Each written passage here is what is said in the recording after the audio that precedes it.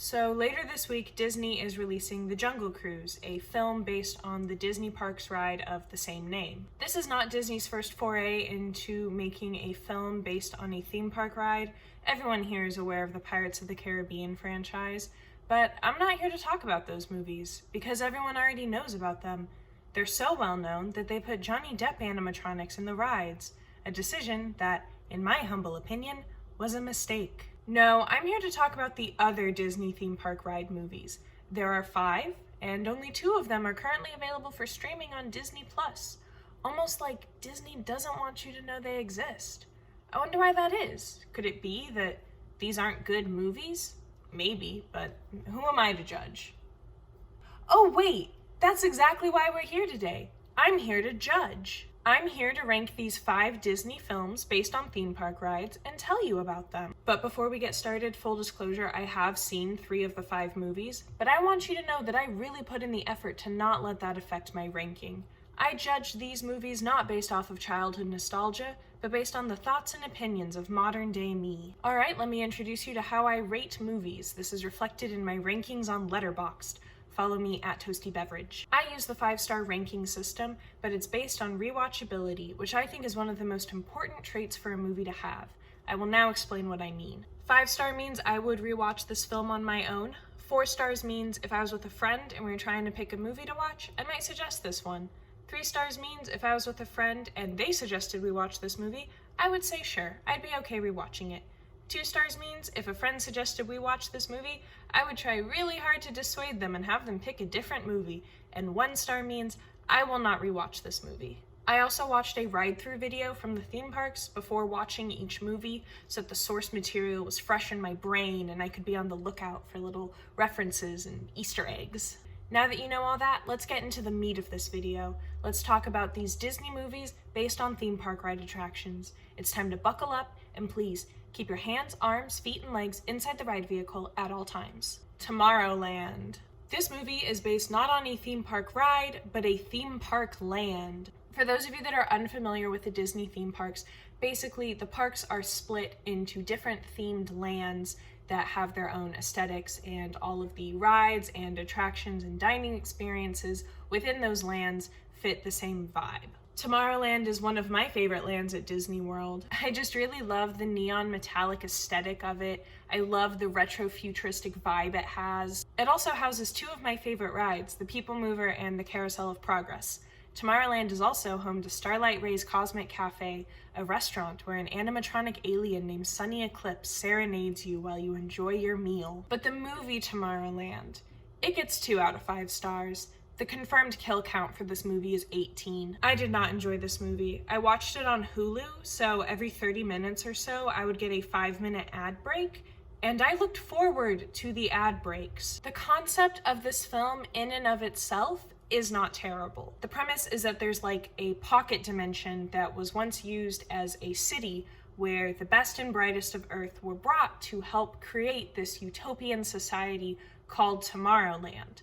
But eventually they learn the exact date of Earth's destruction, and everyone just gives up, becomes resigned to the fact that the Earth will die, and abandons the city. Don't worry, this isn't Watchmen, so that doesn't actually happen. Our heroes save the day. This movie gets 2 out of 5 stars for 3 main reasons that I will now explain in no particular order. Reason 1, the concept for this Tomorrowland society is not great. This is a society with advanced technology and resources, and the best and brightest of Earth have been brought there to better Tomorrowland.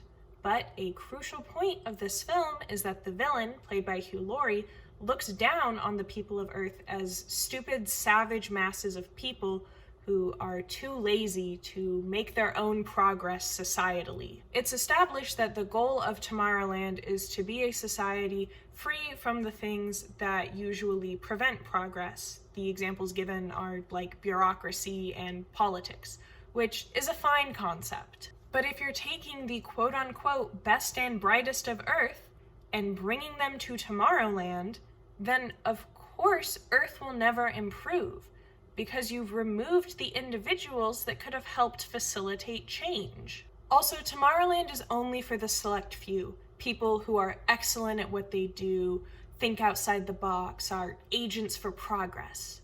But what about the people that aren't that? They just never get to experience the utopian society of Tomorrowland? That doesn't sit right with me. Do you guys know about Pippin? You know, the musical Pippin. Premiered on Broadway in 1972, had a successful revival in 2013, been nominated for 21 Tonys. Anyways, Pippin is the story of a young prince, Pippin, who is looking for his purpose in life, his higher calling, his destiny. He wants to set the world on fire, and he spends much of the musical longing for greatness and searching for a way to achieve it. But by the end of the musical, he realizes that he doesn't need that. He doesn't need to set the world on fire. He doesn't need to be some epic hero. He finds contentment in an ordinary life. And I think as I get older, that really resonates with me. Most people don't do anything too extraordinary with their lives. We just try to make the best of it. At the end of the day, most of us are just content. And that's perfectly fine. It's normal. It's good. But I guess none of us will be invited to the magical future of Tomorrowland, a place with jetpacks and, I assume, universal healthcare, because we weren't special enough, didn't have some innate optimism. That sucks for us. Number 2 reason I didn't like this film was the villain's monologue at the end. He goes on and on about how he let the people of Earth know that the end was coming, that humanity was being steered down a path towards destruction. But no one did anything because it's easier to just do nothing. I hated that. I hated that so much. Maybe it's because the ocean caught on fire a few weeks ago through no fault of my own.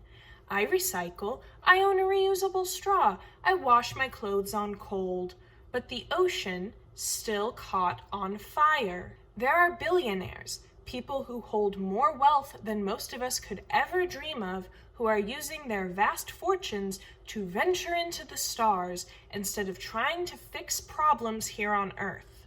I took a bus down to Seattle during that massive heat wave that hit the Pacific Northwest, and the bus got detoured because it was so hot that the road had buckled because the infrastructure here is not designed to withstand the rising temperatures brought on by global warming. 71% of the world's carbon emissions are the result of less than 100 companies. But sure, villain from Tomorrowland, it's my fault individually that the world went to shit.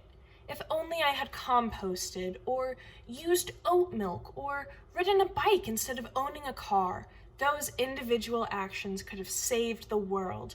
Not the politicians refusing to pass legislature, and not the Fortune 500 companies ignoring the EPA regulations.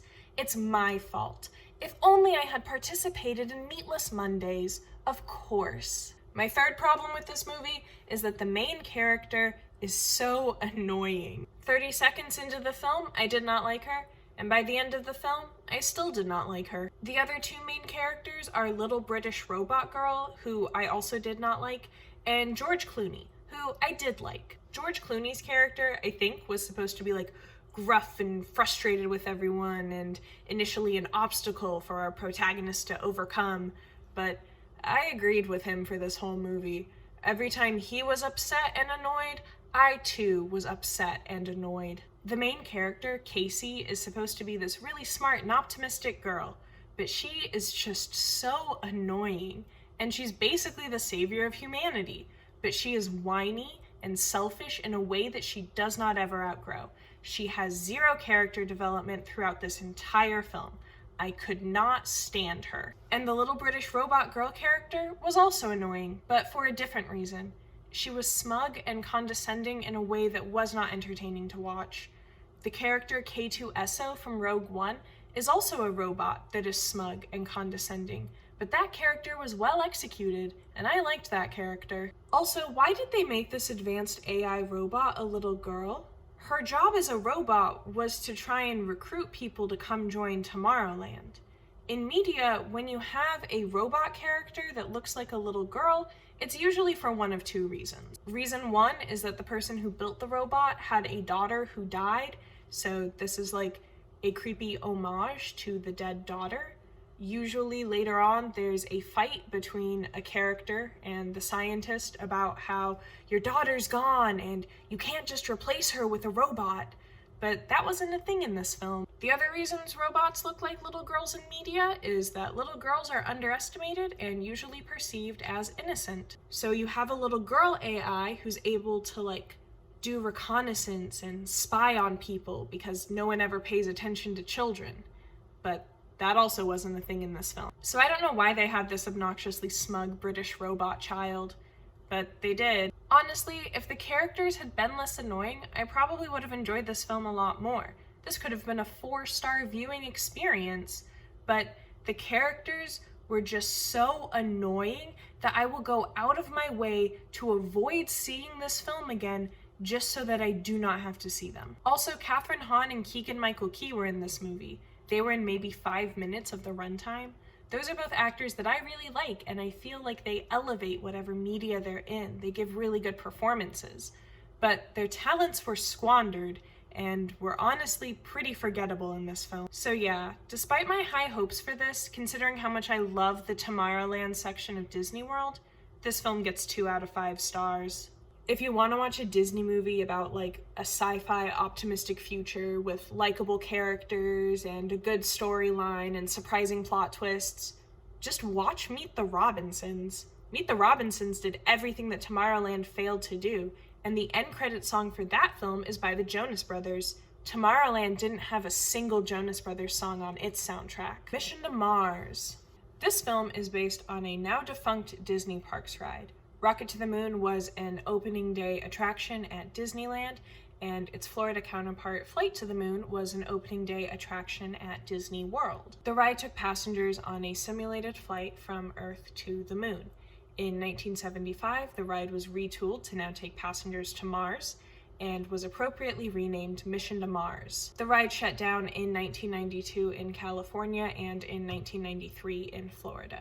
So by the time this movie adaptation came out, the ride had already been gone for about 7 to 8 years. In 2003 at Epcot, a ride called Mission Space opened. This could be considered a spiritual sequel to Mission to Mars, since both are attractions where the rider goes on a simulated flight from Earth to Mars. But the film Mission to Mars, I give it 4 out of 5 stars. The confirmed kill count for this movie is 5. Here's the thing.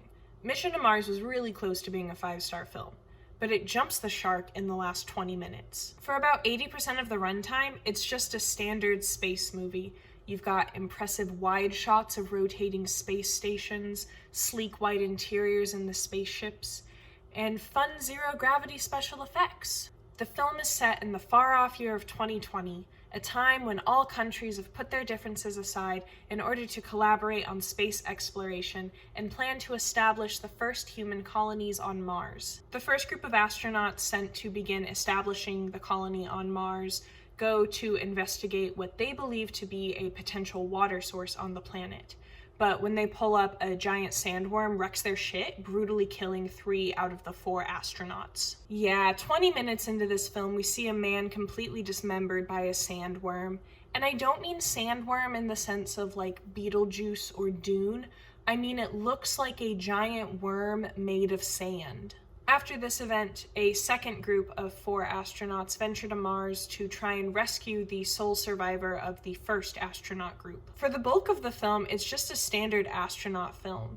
They run into malfunctions and problems, their spaceship explodes and they have to evacuate, there is yet another brutal death scene of an astronaut. But it operates as a pretty by-the-book space rescue story, and then the last 20 minutes decides to introduce us to aliens. I'm not going to get into the details, but the last 20 or so minutes of this film is exclusively our surviving astronauts realizing that there is a hidden message for them from the Martians that used to live on Mars, and they have to decode the message. They go to the site where 75% of the first astronaut crew was brutally killed and realize they've stumbled upon a spaceship. They then proceed to meet an alien, who then dies, I think. I'm not going to give away the ending of this movie. I want to leave a little something for you to experience on your own when you watch this. I just felt like this movie was trying to do too much. It didn't need to have aliens in it. So much of the rest of the film is grounded in science and reality, or at least tries to be. And then they just give us aliens at the last minute. If the aliens had been better incorporated into the overall story, or if they had just been cut altogether, which would have been my preference, this would have been a 5-star film. Also, you know how I keep mentioning all these brutal death scenes? Look, I enjoy horror movies. I've seen my fair share of death and dismemberment in the media. But when I tell you that I audibly gasped every time someone died, I really went, oh my God, at every death scene, because they all kind of come out of nowhere. And they're all just, really brutal. This movie also has a pretty stacked cast. You've got Don Cheadle, guy that played Lieutenant Dan in Forrest Gump, guy that played Andy Dufresne in The Shawshank Redemption, Queen Hippolyta from Wonder Woman, and the guy that played the chubby friend from Stand By Me when he was a kid. If you like space movies, I recommend it. A few months ago, I watched 2001: A Space Odyssey, and I hated that film. I only liked the parts that were on the spaceship. I wanted a 90-minute version of that film that was just the parts where they were on the spaceship. And that's basically what Mission to Mars was. So yeah, 4 out of 5-star film. The Tower of Terror. The Tower of Terror is based on the Disney Parks ride of the same name. This film adaptation came out in 1997 and stars Steve Guttenberg and Kirsten Dunst. This film was actually the first movie adapted from a theme park ride. This was Disney testing the waters on that concept. It was a made-for-TV movie that premiered as a Wonderful World of Disney presentation. The Tower of Terror is a 5 out of 5-star movie. The confirmed kill count for this movie is 6. I would rewatch Tower of Terror again, and that's not the nostalgia talking. It's a fun movie. It has its problems. Really, it just has one main problem, which I will now address. This movie does lag. There are a lot of scenes that go on for just a little too long, lines of dialogue that drag. This is a 90-minute movie, and my theory is that when they were coming up with the film and writing the script, the final product was maybe only around 60 minutes, so they had to beef up what they had to be 90 minutes instead, so they just stretched what they had already written. I think this movie could have been a clean 60, but it's 90 minutes and it drags sometimes. It is what it is. Also, this movie does that thing where, a character will state information that the audience has already picked up through context clues or just from watching the movie. I get that this is technically a family movie, so they do that for the benefit of the kids, but I still think it's annoying. Also, one of the actresses in this film tries to do an accent. I think it's supposed to be like a New York or a Boston accent, but it's really inconsistent and doesn't sound natural. Every time she spoke, my attention was drawn away from what she was saying, and I instead was trying to decipher why she or the director of the film had made the decision for her to have this accent. I guess that was 3 problems. It's still an enjoyable film despite its flaws. So the premise of the ride Tower of Terror is that you are stepping into an episode of The Twilight Zone. The pre-show for the ride has this great little video that feels like it's straight out of an episode of the show. Rod Serling is there and everything. I will now set the scene for you. Hollywood, 1939. Amid the glitz and the glitter of a bustling young movie town at the height of its golden age, the Hollywood Tower Hotel was a star in its own right, a beacon for the show business elite. Now, something is about to happen that will change all that. 5 people then step into an elevator on a stormy night in Hollywood. The elevator shaft is then struck by supernatural lightning, causing the elevator to crash. Rod Serling then shows us a service elevator in the hotel, still in operation, waiting for us to board. He invites you, if you dare, to step aboard, because in tonight's episode you are the star, and this elevator travels directly to the Twilight Zone. The movie Tower of Terror does a good job of taking this 30-second backstory for the ride and expanding it to be 90 minutes, especially since this movie has nothing to do with the Twilight Zone. That is the entire premise of the ride, and it is not a thing in this film. In The Tower of Terror, Steve Guttenberg plays a journalist who makes up stories for supermarket tabloids, pieces with headlines like, "Ghost stole my credit card number," or "Alien surgeon malpractice," which coincidentally is the exact kind of work I plan to do with my journalism degree. But his work writing about the supernatural leads to him being approached by Abigail, an old woman who used to live in the Hollywood Tower Hotel as a little girl and claims to have seen the whole elevator crash go down. She tells Steve Guttenberg that the ghosts from the crash are still trapped in the hotel, unable to move on to the afterlife. Steve Guttenberg and his niece, played by Kirsten Dunst, come to learn that the ghosts are trying to reach a ghost party that is being held on the top floor of the hotel, and Halloween night is the only night that they can reach it, but for some reason, they can never make it to the top floor. It's up to Steve Guttenberg and Kirsten Dunst to save the ghosts. It's a fun movie, and a lot of it was actually filmed on location at the Tower of Terror ride in Disney World. Pretty much all the exterior shots and all the scenes that take place in the lobby were actually filmed inside the ride, which is really cool. This film also features Sing Sing Sing by Benny Goodman, which is my favorite swing song.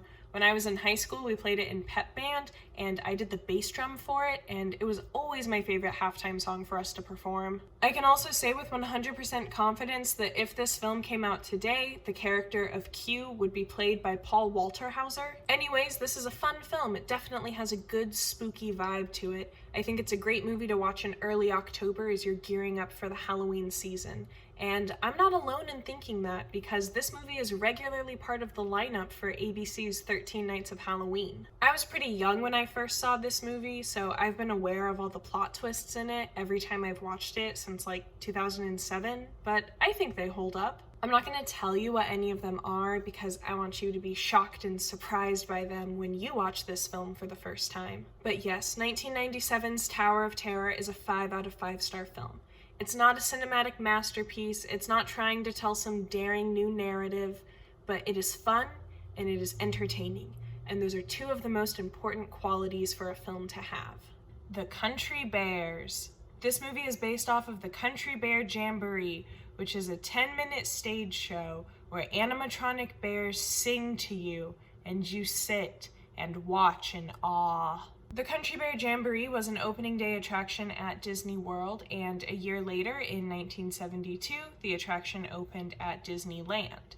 It was also an opening day attraction at Tokyo Disneyland. The show is still standing in Florida and Tokyo, but in 2001, the California show shut down and was replaced by The Many Adventures of Winnie the Pooh. Anyways, in 2002, the movie The Country Bears was released.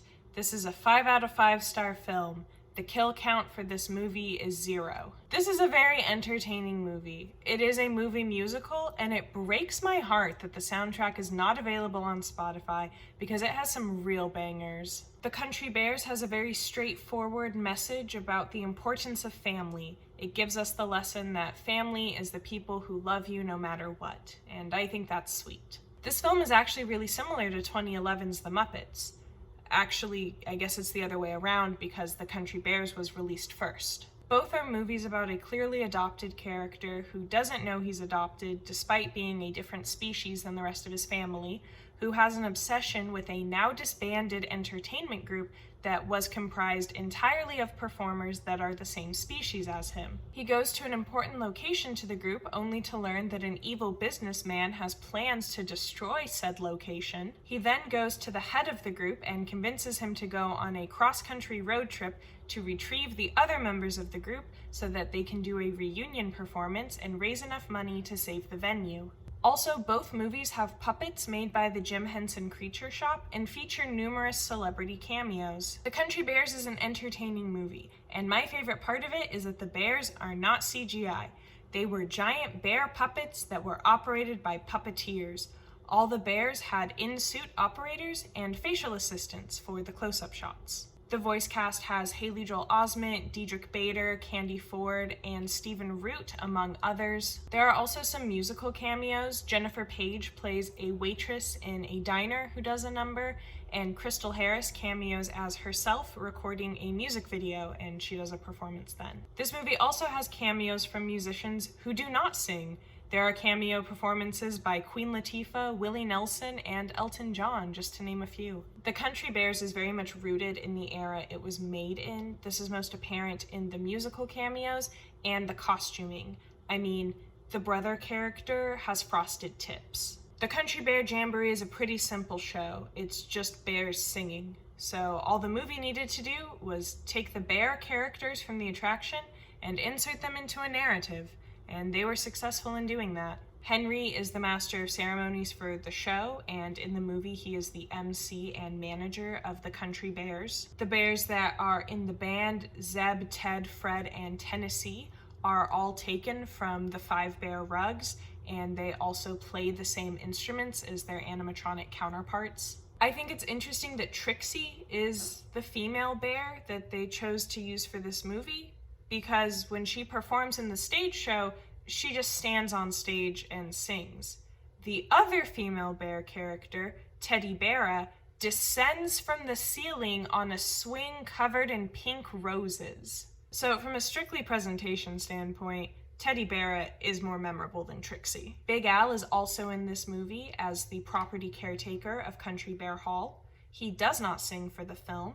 In the animatronic stage show, Big Al sings a rendition of the song Blood on the Saddle. This movie was a critical and commercial flop, but I don't care about that. This is a fun movie. The stakes are just high enough for a kid's movie, and all of the bears have such unique designs and personalities that it's easy to tell them apart. It has some good comedy moments. I let out many a chuckle.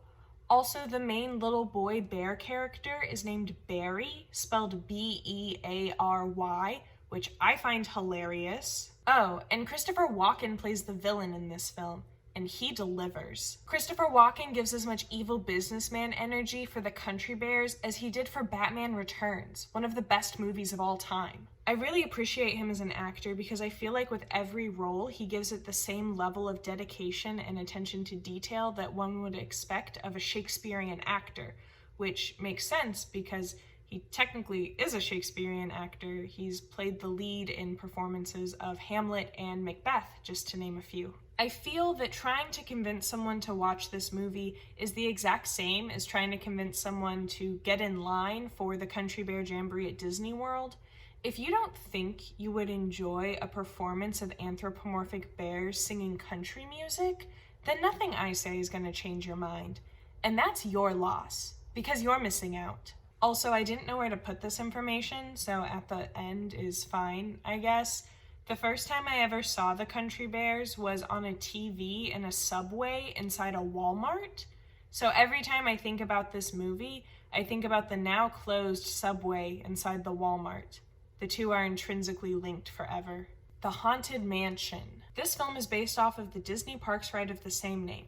It is a 5 out of 5 star movie and the best one on this list. The confirmed kill count for this movie is 2. Anyone who knows me IRL knows that I love this movie. It was a favorite of mine as a kid. But I said earlier that I was going to judge these films as though I had never seen them. And even with that, this movie is by far the best one. The costumes, the set design, the score, all of them are so incredibly detailed and really enhance the story this movie is telling. The score is so good. The opening song is personally a favorite of mine, and I put it on all of my Halloween playlists. Also, the score in general just has a lot of little motif nods to the soundtrack for the Haunted Mansion ride. People give the first 5 minutes of Up a lot of praise for being able to tell a story with no dialogue, but that's also done in the Haunted Mansion. You are told a complete story with no dialogue. There is a man in love with a woman. He receives a letter from her, she dies, he is heartbroken, he hangs himself. This film is also chock-a-block full of nods and references to the ride. There's a scene where Eddie Murphy is walking down this hallway and the wallpaper in the hallway is the same as the wallpaper in the ride. All of the doors in the hallway also breathe and stretch. There's a scene in a graveyard with ghosts, and they all resemble various animatronics from the final graveyard party at the end of the ride. And there is an abundance of spooky crows. Fun fact, part of the reason there are so many spooky crows in the Haunted Mansion ride is because originally the ride was going to be narrated by the spooky crow. This was eventually scrapped and replaced with the ghost host, but the animatronic crows got to stay even though they served no narrative purpose. The plot of the film incorporates not only elements from the American Haunted Mansions, but from the Phantom Manor as well. The Phantom Manor is the version of the Haunted Mansion in Disneyland Paris. The movie also uses plot elements from early concept ideas of the ride that were ultimately never used. I just really like the Haunted Mansion. I could probably do an entire video just about this film. It would feel a little self-indulgent, but I'm okay with that. Sound off in the comments if that's something you'd be interested in. Maybe if this channel hits 100 subscribers before October, I'll do it as a Halloween special. I can see my video audience statistics. YouTube tells me that about 80% of you viewers are not subscribed. Why not? Are you not entertained? That hurts my feelings. I work really hard on these videos. The least you could do is click the subscribe button. But yeah, The Haunted Mansion is a great film, and it has a pretty good cast. You've got Eddie Murphy as our protagonist, Jim Evers, Jennifer Tilly as Madame Leota, Wallace Shawn as the butler, and guy that played Agravain in BBC's Merlin as Master Gracie. The thing that really makes this film a 5 out of 5 star experience as far as films adapted from theme park rides go is that it perfectly matches the tone of the ride it is based on. So when the Haunted Mansion ride was in development, there was a lot of debate as to how scary the ride should actually be. Should it lean more into horror with the goal of guests breaking out in a cold sweat, unable to sleep at night? Or should it lean more into camp, like Bette Midler did for Hocus Pocus? Ultimately, the Haunted Mansion we have today is a combination of the two, with the main chunk of the ride being more spooky and scary, and the graveyard party at the end being a fun romp amongst the dearly departed. The film does a good job of capturing both camp and real fear. There are a lot of jokes in this film. It's a funny movie. There are lots of visual gags with the ghosts and little one-liners given primarily by Eddie Murphy, Jennifer Tilly, and the child actors. But there are also some genuinely scary parts. There is a scene in the latter half of the film where Eddie Murphy and girl-child character are in a mausoleum to retrieve a key that they need to break a curse that is on the Haunted Mansion. Side note, they never say Haunted Mansion in this film. It would have been very easy for a character to have a line that was like, "We're in a haunted mansion." Eddie Murphy could have said it, but that doesn't happen. It should have. Anyways, they're getting this key out of the mausoleum, and all of the corpses in the mausoleum come alive and try to kill them. They did practical effects for this scene, so it's special effects makeup like in Face Off, and it's pretty convincing. These decomposed bodies shambling towards our protagonists are really terrifying. The film does a good job of matching the tone of the ride by combining horror and comedy, but there's also a lot of sadness in it. To an extent, the film is a tragedy. This means that if you look at it as a whole, the film actually most closely resembles the tone of the Phantom Manor. The backstory for the character of Master Gracie is that he was the heir to the manor, and he was in love with a woman, Elizabeth, who he believes refused his wedding proposal and then killed herself.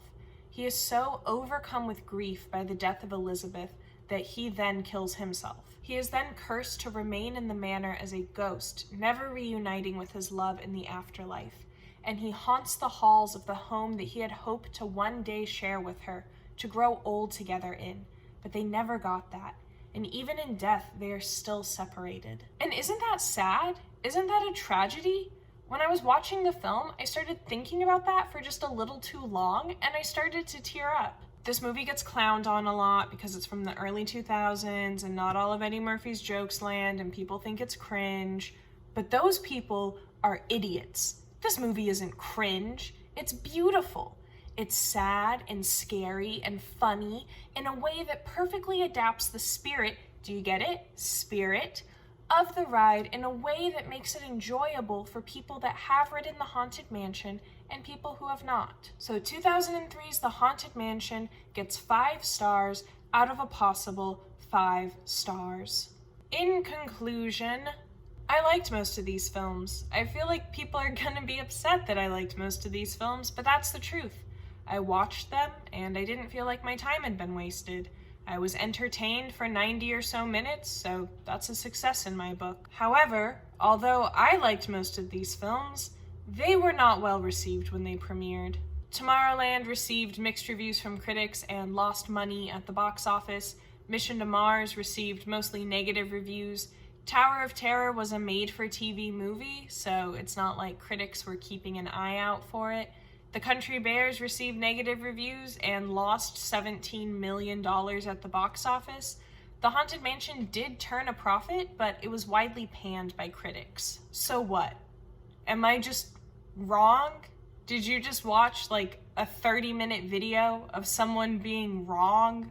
No, you didn't. Because here's the thing. Art is subjective. Pretty much all forms of entertainment are. And do you want to know a secret? It takes literally no training to become a critic.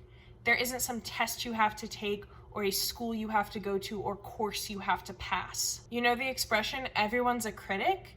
Yeah, you can take that literally. Anyone can be a critic. What makes the opinion of someone like Roger Ebert more deserving of attention than the opinions of you or I? Well, mostly experience. That's really the only difference between you, viewer of this video, and Peter Travers, experience and platform. So I'm using my limited experience and small platform to tell you that I am right. These movies are, for the most part, good. They were fun to watch, I did not feel like my time was wasted, and most of them I would watch again. And I'm sure when The Jungle Cruise comes out, it'll have its critiques. It'll get torn to shreds by some. But remember, the only thing those critics quoted on IMDb and Wikipedia have that you don't is experience and platform. And if you start now and build those things up, you too could one day be quoted on IMDb and Wikipedia. My point is, form your own opinions about the media you consume. Critics are a joke, and I am looking forward to seeing The Jungle Cruise in theaters. I hope that AMC or Regal offers some kind of collector's bucket or cup in the shape of a boat or elephant. I'm willing to shell out cash for that kind of thing. To all who come to this happy place, welcome. Disneyland is your land.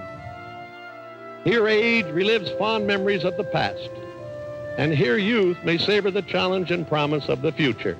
I love the Jungle Cruise ride. It is one of my favorite rides at Disney World. My dream gig as a cast member would be Jungle Cruise skipper. But the Jungle Cruise is entirely just a 10-minute boat ride with animatronic animals and some kid making bad puns. And I love it. Can't get enough. But I think it's very bold that, based on trailers, it seems like this Jungle Cruise movie is an action movie. I mean, it's got Dwayne "The Rock" Johnson in it, and I fully expect him to throw some WWE smackdown on a large snake that sits perched on a tree. If I were trying to adapt the Jungle Cruise, I would make it a TV show, not a movie. I would make it a mockumentary about this struggling Jungle Cruise company that is clearly breaking a lot of laws and scamming a lot of tourists in order to stay afloat. Do you get it? Afloat? Because it's a Jungle Cruise and boats? It would be very funny, because the Jungle Cruise ride is a comedy, so we would match that tone. There would, of course, be the occasional heartfelt moment, and lots of CGI animals, because we wouldn't be allowed to bring real animals on set because of safety concerns and ethics. Ugh, you can't do anything fun these days. Anyways, if you work at Disney and would like to hear more about my Jungle Cruise mockumentary TV show idea, please reach out to me. My number is 5701.